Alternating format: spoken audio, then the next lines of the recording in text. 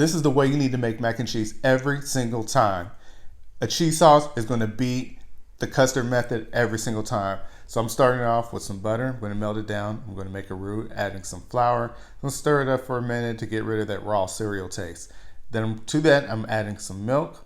And I'm going to stir up my milk just to get everything combined. And after I've got my milk in, I'm then going to add some seasoning to that, which is going to be some garlic, salt, pepper, and that's it.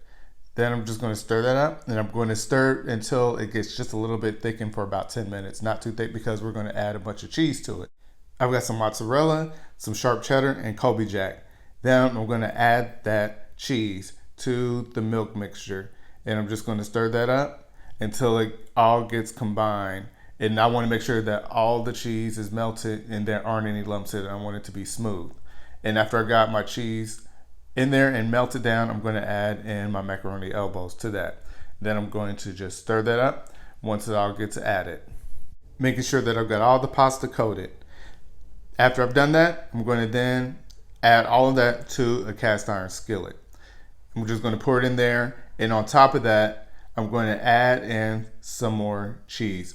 So on top, I'm sprinkling on some more mozzarella and sharp cheddar. And after I got all of my cheese added, I'm going to pop it into a preheated oven at 350 degrees. And in about 45 minutes, you got a mac and cheese that is golden, cheesy, delicious, creamy, just the way a great mac and cheese is supposed to be.